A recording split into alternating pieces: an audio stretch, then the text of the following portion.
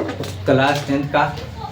जैसा ही हमारी चैप्टर खत्म हुई वह हिंदी वर्णिका का, तो खत्म होते ही हमने व्याकरण प्लस जो परीक्षाएं पूछा जाता है वैसे चीज़ों पर हमने साथ ही साथ चलते रहेंगे।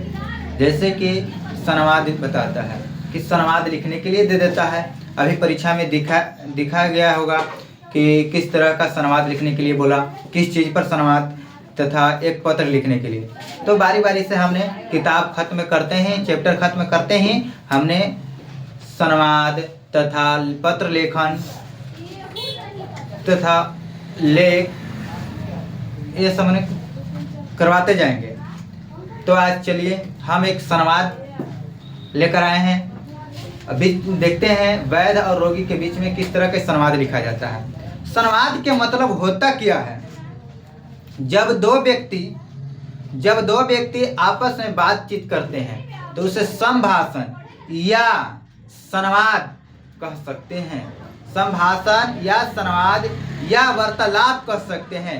दो व्यक्तियों के बीच ऐसी बात हो कि एकदम सरलता भाव से दोनों के बीच एक ऐसी बातें हो कि कभी कभी कहीं कहीं यह निकल जाए, कहीं मुहावरा भी निकल सके।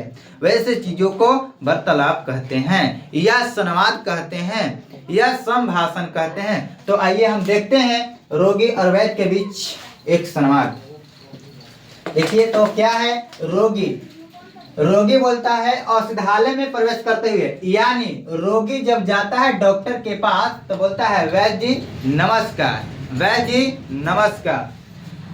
वैद्य बोलता है नमस्कार नमस्कार, आइए पधारिए, पधारिए मतलब बैठिए, कहिए क्या हाल है।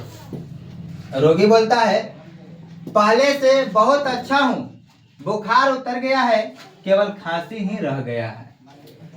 रोगी बोलता है पहले से तो मैं बहुत अच्छा हूँ, कुछ बुखार उतर गया है, केवल अब खांसी जा ही नहीं रहा है। इस तरह की बात संवाद होता है। और अब वैद्य जी बोलते हैं घबराइए नहीं, खांसी भी दूर हो जाएगी, आज दूसरी दवा देता हूँ, आप जल्द अच्छे हो जाएंगे। यानी किसी भी डॉक्टर के पास ऐसे जाते हैं तो ऐसा ही बोलते हैं कि आप जल्द ठीक हो जाएंगे। अगर वो दवा से ठीक नहीं हो रहा तो दूसरा दवा मैं बदल देता हूँ जो आपको अच्छा तरह से ठीक हो जा सकता है जल्दी में। रोगी बोलता आप ठीक कहते हैं, शरीर दुबला हो गया है, चला भी नहीं जाता है और बिछौना पर पड़े पड़े तंग आ गया हूँ। कहता है कि बुखार और खांसी के चलते हमारा शरीर भी दुबला हो गया है, हम घूर फिर नहीं अच्छा से रह रहे हैं। ऐसी तरह आप ऐसी दवा दीजिए जो हमें पूर्ण रूप से ठीक हो जाए। अब वैद्य जी बोलते हैं चिंता की कोई बात नहीं, सुख दुख तो लगे ही रहते हैं जीवन में, कुछ दिन और आराम कीजिए, सब ठीक हो जाएगा। वैद्य जी बोलते हैं कि कुछ दिन और आराम करिए, सब ठीक हो जाएगा, घबराने की बात नहीं है, चिंता करने की कोई बात नहीं है। रोगी बोलता है कृपया खाने को बताइए, अब तो थोड़ी थोड़ी भूख भी लगती है, पहले भूख भी नहीं लगता था, अब थोड़ी थोड़ी भूख भी लग रही है। वैद्य जी बोलते हैं फल खूब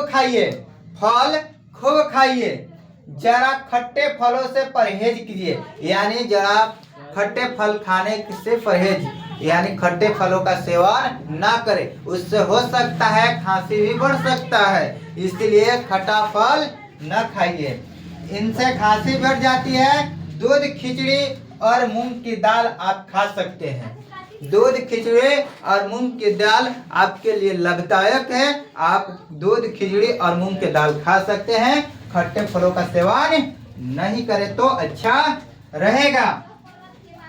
रोगी बोलता है बहुत अच्छा, आजकल गर्मी का मौसम है, प्यास बहुत लगती है, क्या शरबत पी सकती हैं? वैद्य जी से रोगी बोलता है आजकल तो गर्मी के दिन है, गर्मी के दिन में लोगों का मुंह सूख जाता है, तो क्या हमने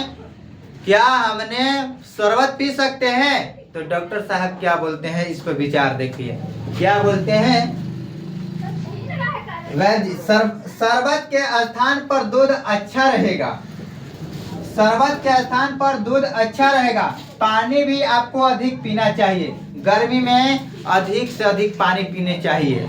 है ना। इसलिए वैद्य जी बोलते हैं शरबत के स्थान पर क्या, दूध अच्छा रहेगा जो आपके लिए लाभदायक, और उसके जगह पर अधिक से अधिक पानी पीना चाहिए। रोगी बोलता है अच्छा धन्यवाद, कल फिर आऊंगा, कल फिर आऊंगा, ऐसे ही बोलकर जाते रहता है। तो वैद्य जी भी बोलते हैं नमस्कार नमस्कार।